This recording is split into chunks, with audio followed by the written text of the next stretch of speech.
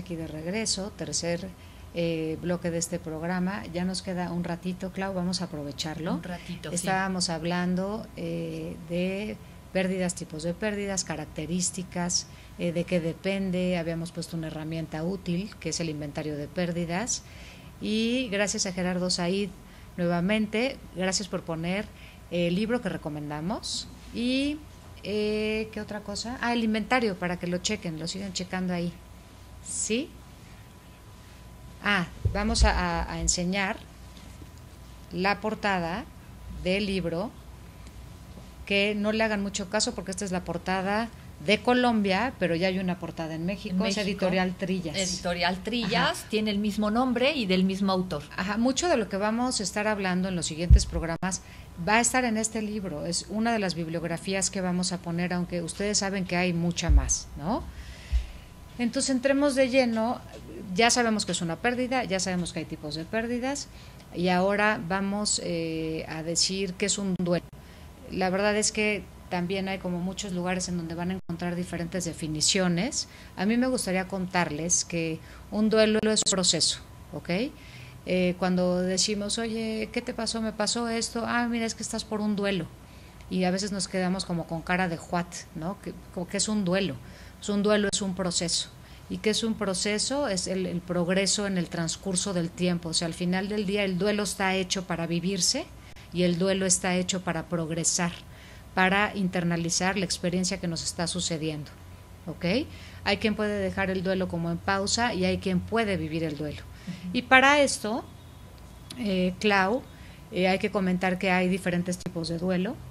¿Ok? Está el duelo anticipatorio, que es, yo le llamo el preduelo, es decir, ya sabemos que va a suceder algo, entonces tenemos la oportunidad de vivir los pasos del duelo, que vamos a mencionar muy ligeramente más adelante.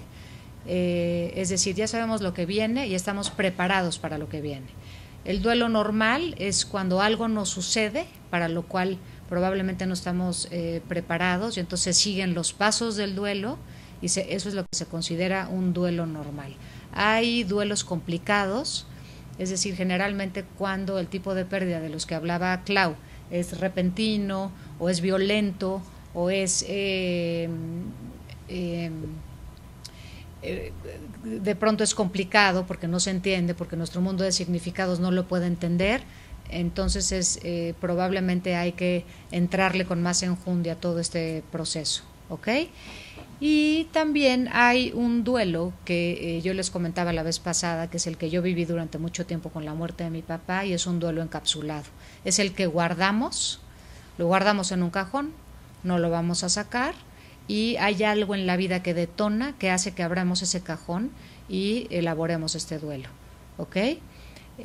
También hay el duelo patológico, es decir, algo que nos suceda, más que encapsulado, nunca abrimos ese cajón y nos quedamos idealizando aquella situación o aquella persona, o también nos quedamos, nos aferramos con la culpa. Vamos a ver en los pasos del duelo, este es un gran ingrediente del pastel del duelo, el enojo y la culpa.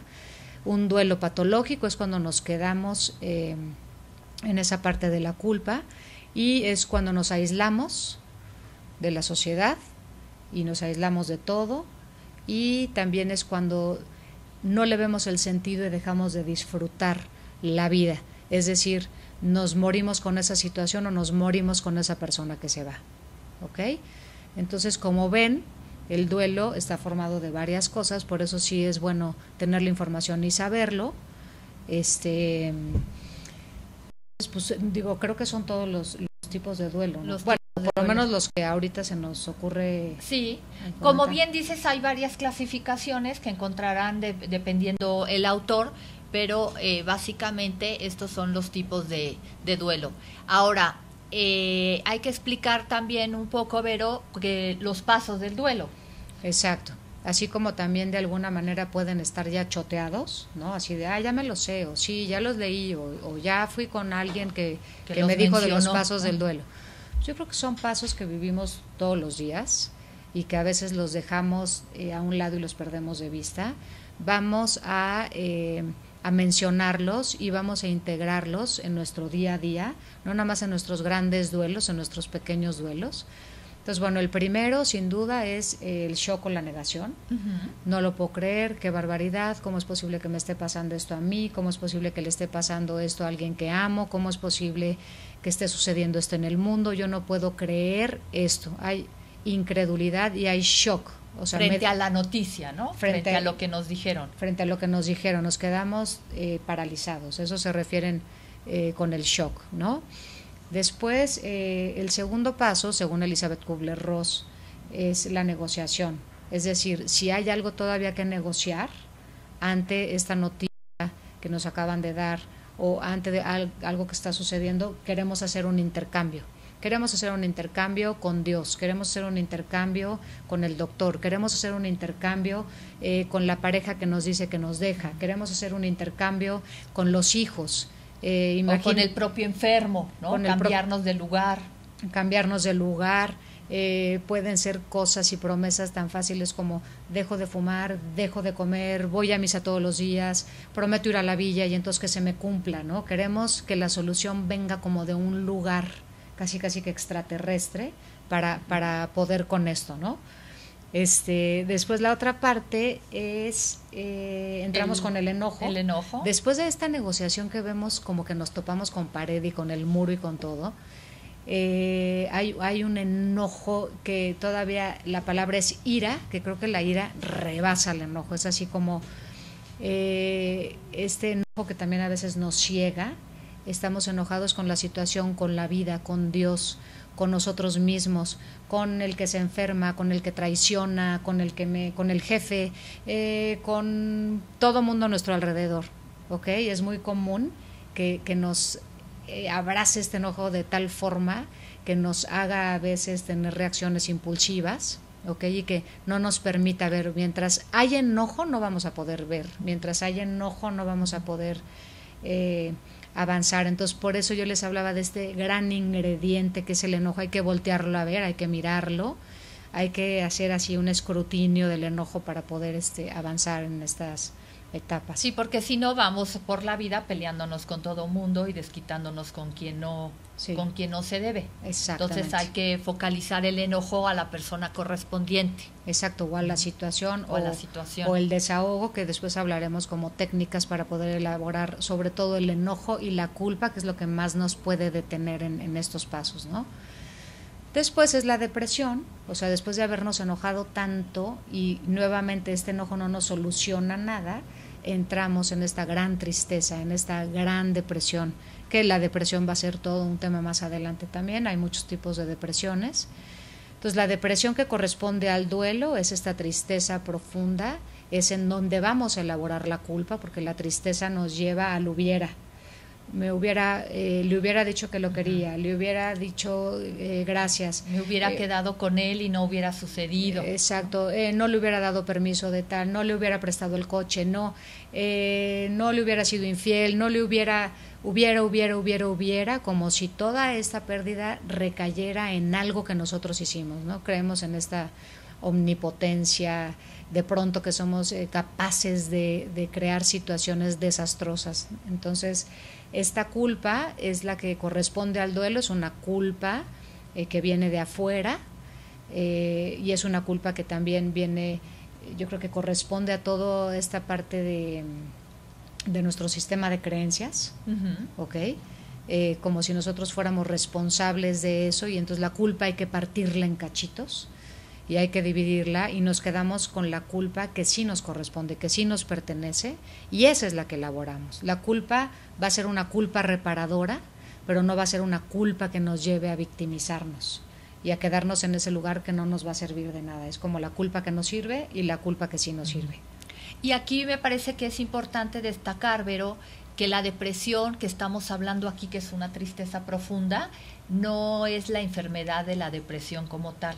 Hay que diferenciarlo, porque no todo mundo que está deprimido está pasando por un proceso de duelo y no todo mundo que está pasando por un proceso de duelo tiene que caer en una depresión como enfermedad. Claro, qué importante que lo dices. Nos enseñaron a que la culpa del duelo es la culpa exógena, es la que viene de un evento hacia adentro y no es la endógena, que es la que muchas veces la depresión que corresponde a la enfermedad, que es yo vivo con una depresión y aparte si me pasa algo de afuera probablemente va a alimentar esa depresión que sí es enfermedad, ¿no?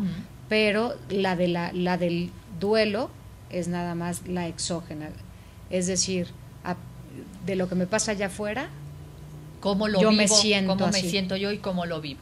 Y la última etapa, Vero.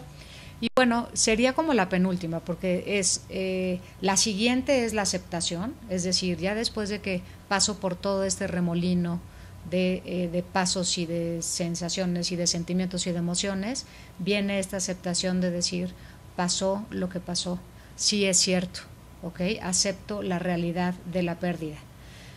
Y después de ese yo no me quedo ahí, hay una que es cómo me reintegro nuevamente en esta nueva realidad.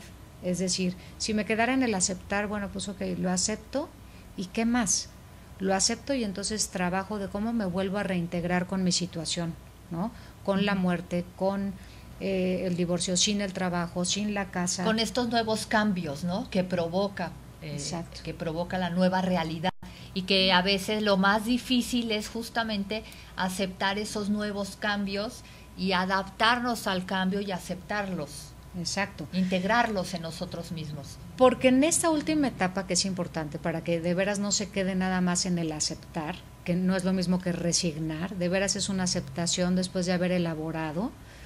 En la etapa de la reintegración es cuando nos volvemos a reconocer a nosotros mismos, es cuando nos vuelve la alegría, es cuando le volvemos a dar sentido de vida a muchas cosas, es cuando volvemos a sentir esperanza, o sea, es cuando nos volvemos de alguna manera a sentir vivos ante esta nueva realidad, ¿ok? Y saber que es importante que los pasos no es paso número 1, 2, 3, 4, son pasos que podemos estar viviendo un poquito como en montaña rusa. O al mismo tiempo también, no quiere decir que sean lineales.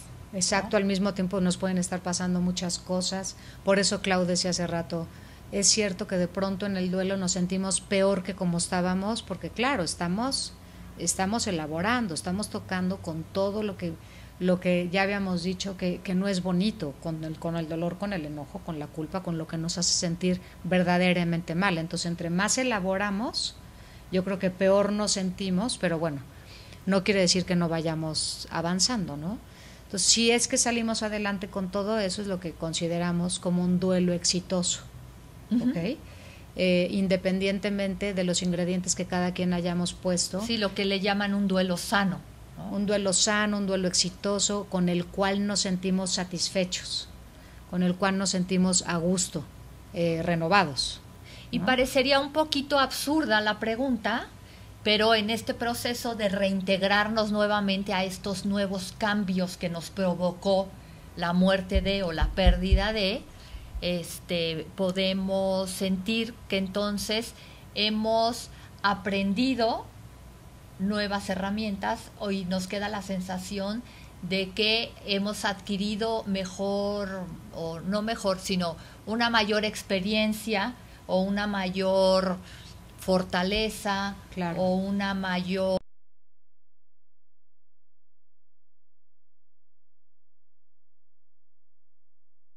¿qué aprendí de esta pérdida? ¿Qué fue lo que me dejó esto nuevo que acabo de adaptarme a? Sí, claro, o sea, yo creo que el duelo trae mucho aprendizaje. Yo creo que acabamos por perdonarnos a nosotros y perdonar a la situación o a quienes creemos que nos han hecho daño o a quien verdaderamente sí nos lo hizo.